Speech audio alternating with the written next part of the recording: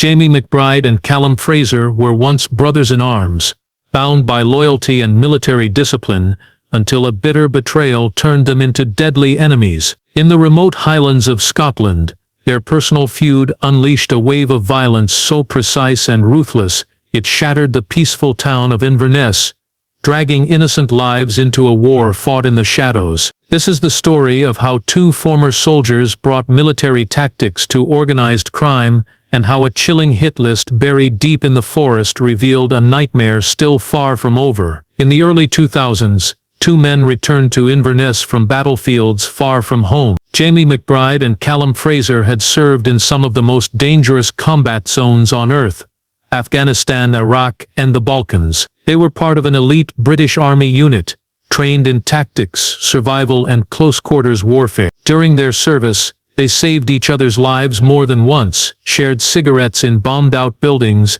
and learned to read danger in silence. They called each other brothers, but war changes people, and peace doesn't come easy for those used to chaos. Back in the quiet streets of Inverness, the skills they had mastered were suddenly useless. Civilians didn't understand the pressure, the memories, or the rage simmering under the surface. Jamie took odd jobs in construction, often quitting within weeks. Callum tried working as a security guard, but was fired after breaking a customer's jaw during a bar dispute. Both men began drinking heavily. Night after night they met in the back corners of local pubs, reminiscing about their past while staring blankly into an uncertain future. Eventually, Jamie found a new way to use his training. Through old army contacts, he got his hands on a crate of illegally imported firearms. He sold them to a local gang in Glasgow, earning more in a week than he had in a year. Word spread. Smuggling routes from Eastern Europe to Scotland had been growing, and Jamie saw an opportunity.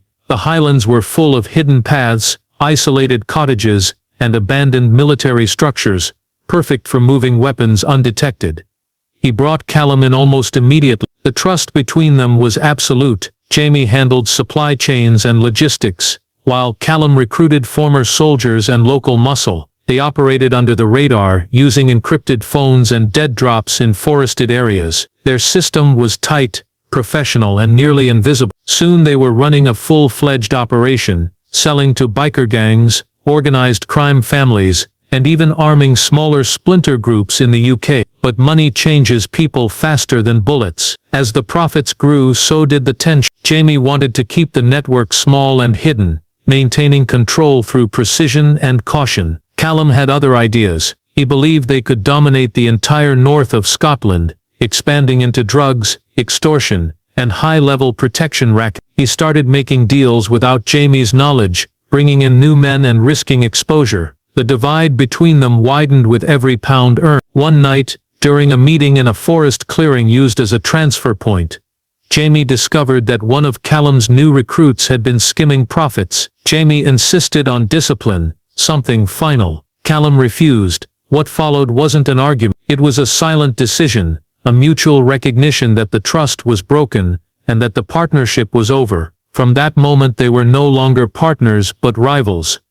They each vanished from the other's orbit, taking loyal soldiers with them. Jamie formed a new crew, tight-knit, disciplined, and brutal. Callum responded by building a larger, more aggressive force with connections reaching down into England. The Highlands, once peaceful and untouched by the kind of gang warfare seen in big cities, would soon become the stage for Scotland's most secret and violent criminal feud. And it had started with two men who had once sworn to protect each other with their lives. After the split, Jamie McBride and Callum Fraser didn't just go their separate ways, they drew battle lines. Though Inverness had never been known for gang activity, its isolation and strategic location made it ideal for crime that didn't want to be seen. With ports nearby and endless rural terrain, both men saw the region not just as home, but as contested territory. It wasn't about surviving anymore. It was about control. Jamie claimed the southern and western stretches of Inverness, quiet lochside towns, highland trails, and abandoned military outposts, scattered near Fort Augustus. He named his group the Lochside Men. Loyal to a fault, many of them were ex-servicemen who respected Jamie's discipline. Their operations were sharp and silent. Jamie believed in avoiding noise. He relied on precision, timing, and planning, His men underwent drills like they were still in the army. No tattoos, no flashy cars. They blended in, vanished after a job, and never boasted. Jamie's rule was simple: power comes from staying invisible. Callum, on the other hand, took the north and east, denser areas closer to roads, ports and the expanding urban fringe. His group, the Northern Sons, wore their presence proudly. They took over garages, gyms, and pubs. They drove black SUVs and dressed in tactical gear. Many were younger recruits, half ex-military, half local street enforcers, hungry for status and quick money. Callum used intimidation and speed. He believed fear was more effective than subtlety. Where Jamie focused on long-term control, Callum expanded rapidly, snatching up territory like a wildfire. As both factions grew, so did their networks. Jamie used his military background to smuggle weapons in small, consistent batches. He relied on local fishermen, hunters, and even forest rangers, people who knew the land better than any map. He stashed weapons in hollowed-out tree trunks, underwater cases weighted near docks, and in secret compartments inside old military bunkers left from World War II. Callum pushed harder. He brought in Eastern European traffickers, cut deals with low-level gangs in Aberdeen, and introduced harder drugs into the region: meth, cocaine and synthetic opioids. He wasn't just moving firearms anymore. He was building an empire, and with that ambition came recklessness. Tensions with Jamie's group escalated fast. In some villages, teenagers were offered cash to spy. In others, shop owners found threatening notes taped to their doors after refusing protection offers. Whispers spread. Locals began locking their doors early. A place once known for community and calm now pulsed with fear. The first major incident came when one of Jamie's lieutenants was found unconscious in a ditch outside Bewley, badly beaten but alive. A week later, a known Northern Sons enforcer was found dead in a stolen car burned out near the Black Isle. Police chalked it up to drug violence. Few dared to connect the dots, but those close to the scene knew better. This wasn't random. It was tactical. It was. Inverness became a city divided not by politics or class,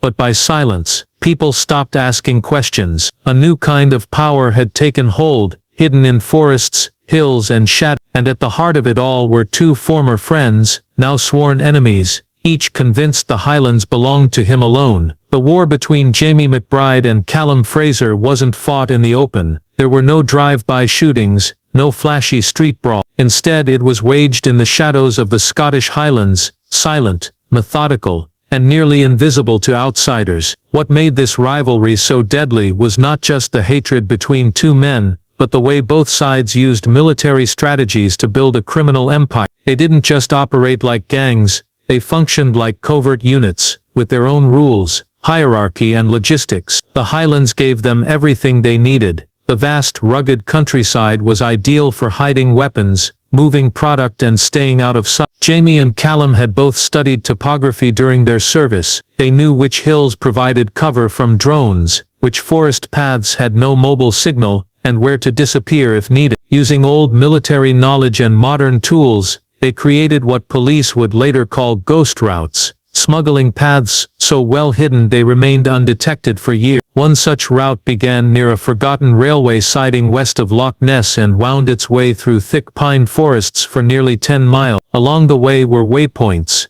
a derelict boothie used to store supplies, a concealed fuel drum buried beneath soil and moss, and even a camouflaged ATV hidden in a false wall inside a rock outcrop. The path ended at a remote boathouse, where crates of guns could be loaded onto small vessels and ferried across the loch under cover of darkness. No roads, no cameras, no witnesses. Jamie's group, the Lochside Men, specialized in these operations. Their moves were slow but secure. Each smuggler was trained to carry equipment weighing up to 40 kilos through rough terrain, often in silence and complete darkness. Infrared scopes, thermal blankets, encrypted radios. Every item had a purpose. Jamie's men could walk from one side of a forest to the other without leaving a trail, and they never used the same route twice. Callum's Northern Sons, however, took a different approach. Their ghost routes were wider, faster, and riskier. They used dirt bikes with muffled engines and ATVs fitted with custom armor. Their bunkers were larger, converted shipping containers buried under hayfields or disguised as old crofts. Inside they kept not just weapons, but drugs, counterfeit money and surveillance equipment. Callum's men relied more on speed and brute force than Jamie's calculated precision, but it worked.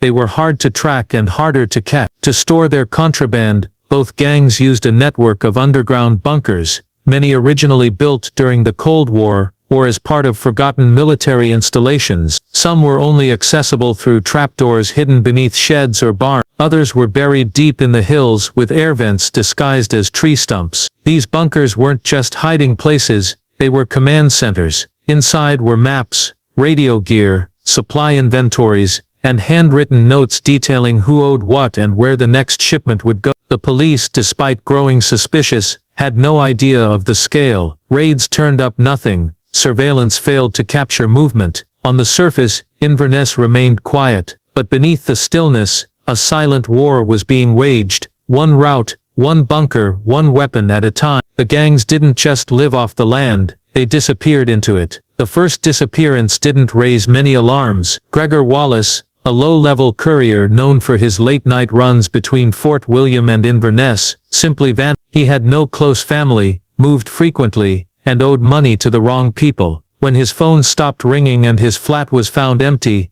most assumed he'd skipped town, but those in the underworld knew better. Gregor had been caught in something bigger. He'd been seen speaking to a Northern Sons lieutenant days before he vanished, and there were rumors that he'd been leaking information to the Lochside men. Then came the second case. Angus Dunn, a mechanic with ties to both gangs, disappeared after a routine shift at his garage on the outskirts of Nairn. His tools were left behind, car doors open, half-eaten lunch still on the counter, no forced entry, no signs of a struggle. He was just gone. It was the same eerie pattern, men vanishing without a trace, usually those with knowledge of weapons shipments or movement routes. The police opened missing persons files but they never connected the cases. Not yet. Over the next year, the disappearances continued, some slow, some sudden. A warehouse worker, who had loaded unmarked crates onto vans, a fisherman who ferried gang members across Loch Ness during off hours, a former soldier known to have worked for both sides during the early days of the split. One by one they were arrested. Sometimes all that remained was a parked car by a trailhead,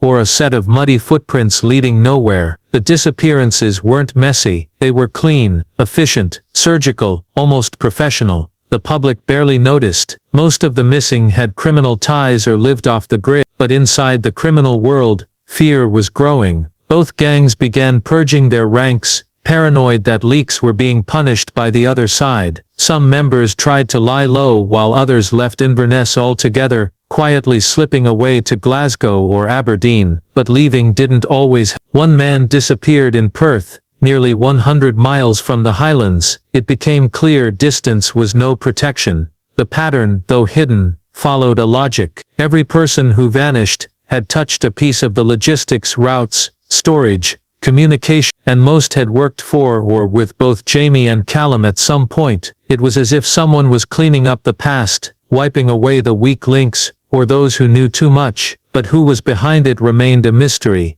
Was it Jamie tying up Callum's old connection, or Callum eliminating those who might turn against him? The paranoia reached a peak when an encrypted message was intercepted by police, hidden within a discarded burner phone found at a remote petrol station. It read only 2 words, "List confirmed." No names, no location, just a chilling signal that someone was tracking targets, and that more would disappear soon. Authorities began to suspect that the disappearances were part of a larger strategy, not random acts of violence. Something methodical was unfolding behind the scenes, a plan no one had seen coming. While the police struggled to gather evidence, one thing became disturbingly clear: people weren't just going missing, they were being erased, and no one knew how many were left to go. It was a bitterly cold November night when everything changed. Emergency services received an anonymous call, no voice, just static, and a short, automated signal pinging a rough location just outside Drumnadrochit. When police arrived,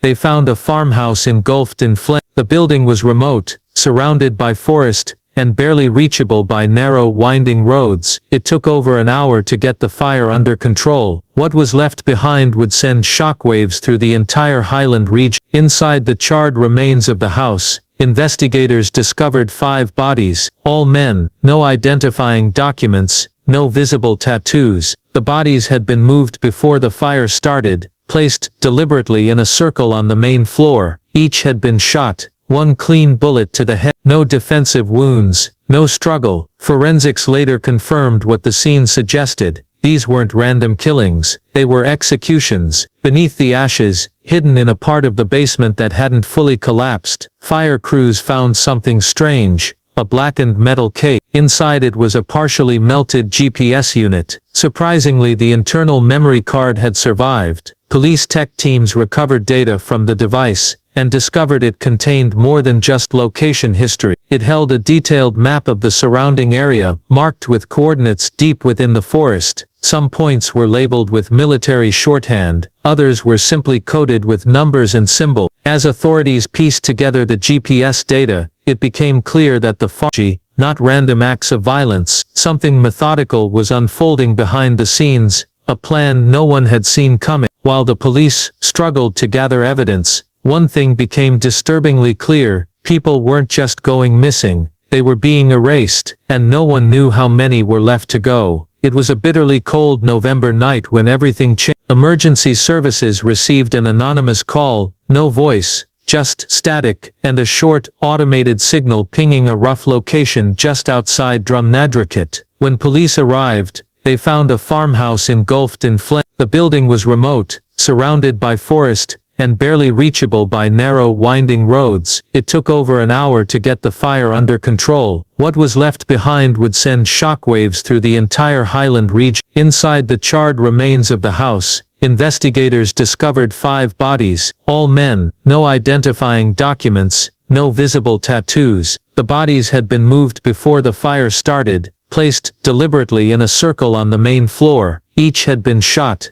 1 clean bullet to the head, no defensive wounds, no struggle. Forensics later confirmed what the scene suggested. These weren't random killings, they were executions. Beneath the ashes, hidden in a part of the basement that hadn't fully collapsed, fire crews found something strange, a blackened metal case. Inside it was a partially melted GPS unit. Surprisingly, the internal memory card had survived. Police tech teams recovered data from the device, and discovered it contained more than just location history. It held a detailed map of the surrounding area, marked with coordinates deep within the forest. Some points were labeled with military shorthand, others were simply coded with numbers and symbols. As authorities pieced together the GPS data, it became clear that the farmhouse had been more than a hideout. It was a base of operations, a temporary staging ground, likely used for interrogations, executions, or both. It was remote enough to avoid attention but connected to a vast network of trails, some leading all the way to known smuggling points on the western locks. The area had once been dismissed as unused farmland, now it looked more like the center of something far more calculated. Back in Inverness, word of the massacre spread quickly among those in the criminal world. The victims were later identified: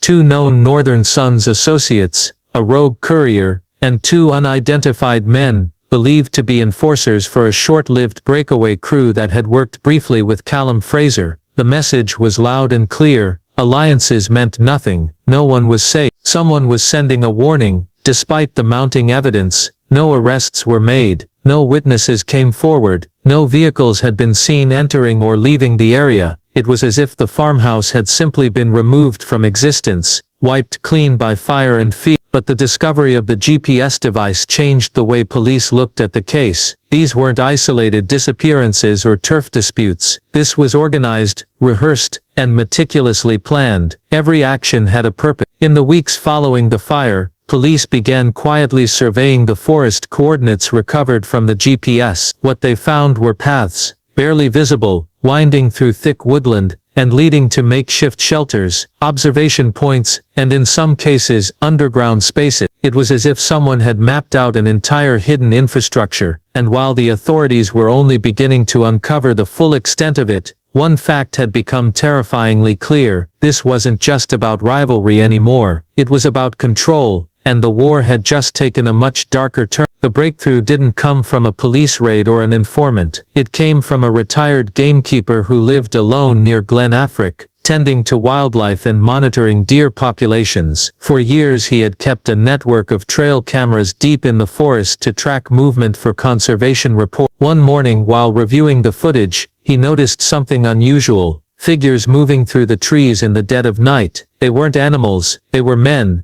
dressed in dark gear, carrying crates and rifles, faces covered. Some wore patches on their jackets, one of which clearly read. It was the first visual confirmation the police had linking the Northern Sons to forest operations. The footage was handed over quietly. Police, fearing any leak would trigger retaliation, kept the discovery hidden from the public. They isolated frames, enhanced the images, and compared them to known members of Callum Fraser's crew. Several matches were confirmed. The route the men followed had been marked as Lochside Men territory just 6 months earlier, indicating that the Northern Sons had pushed deep into rival ground. A takeover was underway, and no one had sounded the alarm until now. The trail camera also revealed something else. The men were not just passing through, they returned multiple times, always at night, always following the same path. This suggested the existence of a nearby stash or base. Weeks later, during a covert reconnaissance mission, police located a small concealed structure, about a mile off the trail. It looked like a hunting hut from the outside,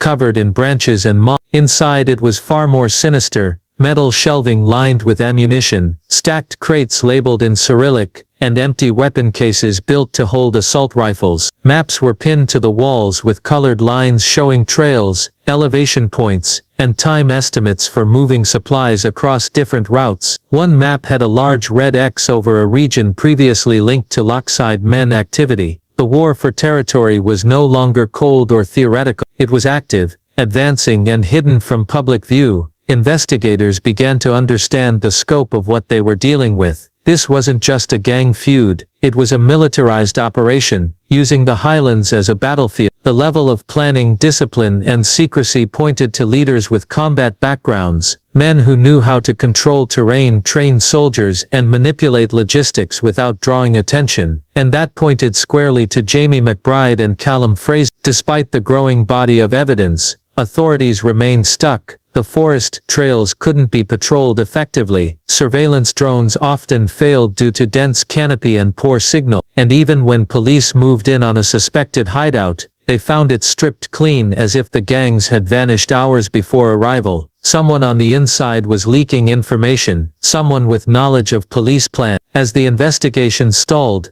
the camera footage continued to haunt detectives. These men weren't just moving weapons, they were preparing for something larger. The crates, the maps, the repeated movements, everything pointed to an escalation. And in the background, the question remained, what were they planning next, and how far were they willing to go? It was a hiker who stumbled upon it, deep in the forest near Cannock. He had strayed off the main trail while searching for a secluded camping spot. As the fog rolled in and his phone lost signal, he noticed something strange, an unnatural line in the moss-covered ground. Curious, he followed it, brushing away dirt and pine needles until he uncovered what looked like a metal hatch. He didn't open it. Instead he marked the location and reported it to the local authorities once he returned to signal range 2 days later.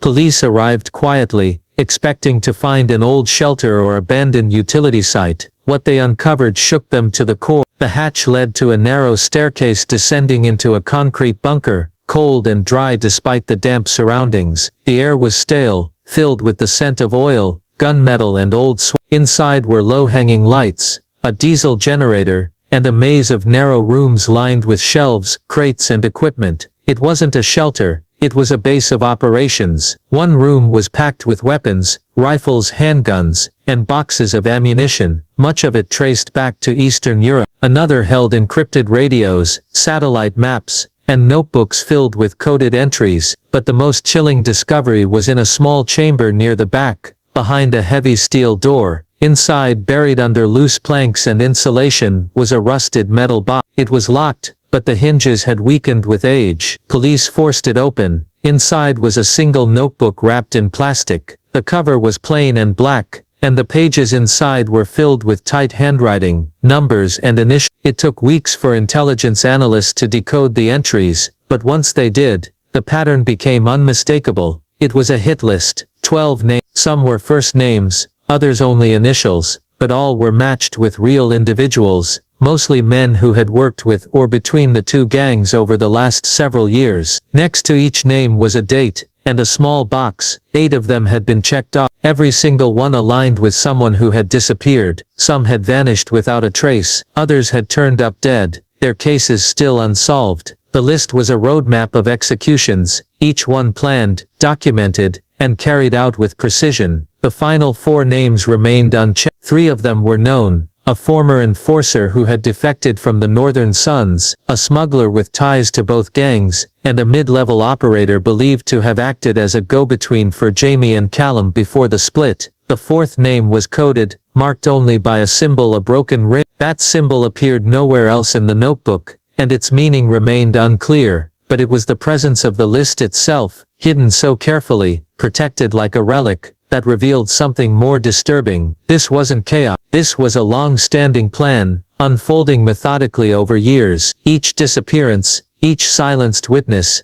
had been part of something larger. The bunker had been used recently. Fresh footprints, still damp clothes, and supplies indicated someone had left only days before the discovery. Whoever had written the list was still out there, and the plan, whatever it truly was, hadn't finished yet. The hit list changed everything. Once decoded, it gave investigators their first clear picture of what had been unfolding across the Highlands, a carefully orchestrated elimination of anyone who might threaten the balance of power or expose secrets that had been buried for years. With 4 names left unchecked, police moved quickly to identify and locate each remaining target, but they weren't fast enough.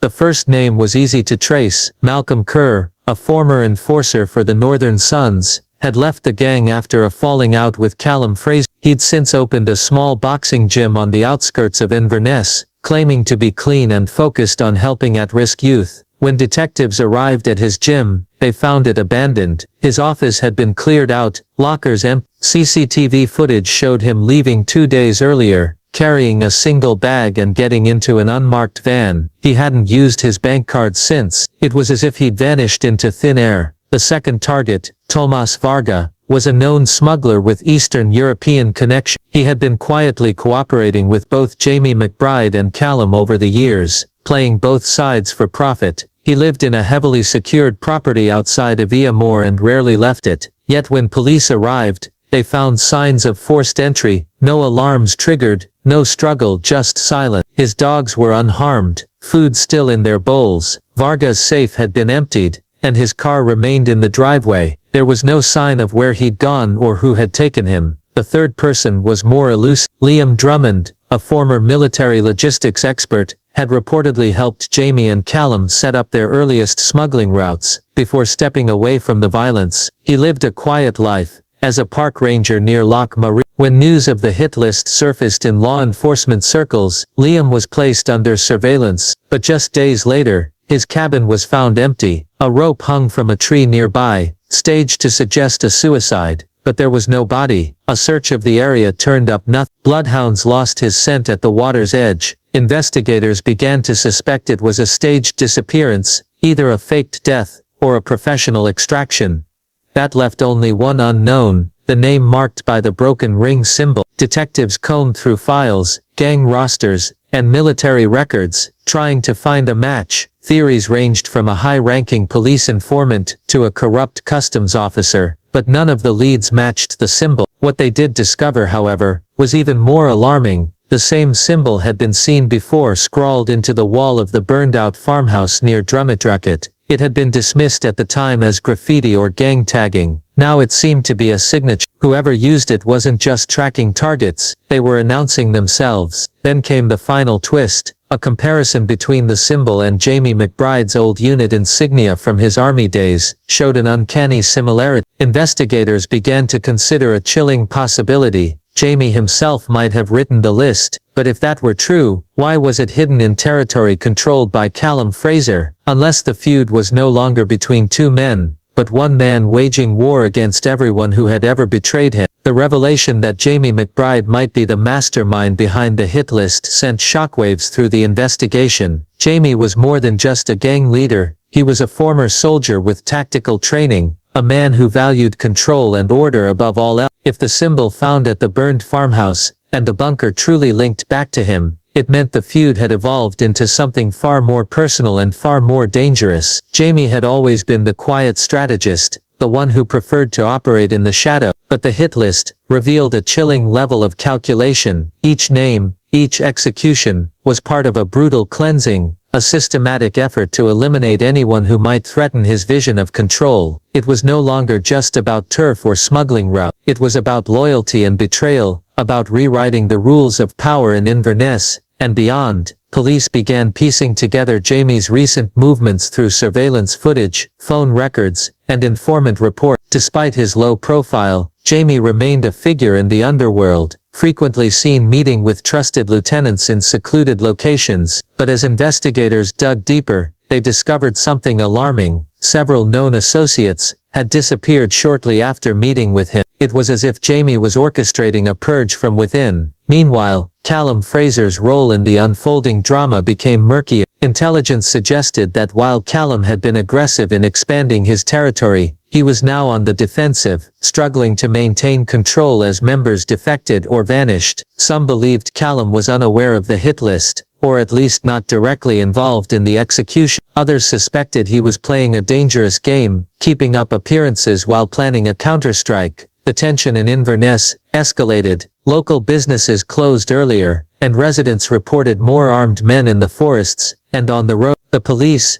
overwhelmed and outmatched, called in specialized units trained in counter-terrorism and military tactics. They launched covert operations to monitor known gang strongholds and intercept communication channels. But despite increased pressure, no major arrests were made. The breakthrough came unexpectedly. An anonymous tip led officers to a hidden cache deep in the highlands, a small cabin stocked with weapons.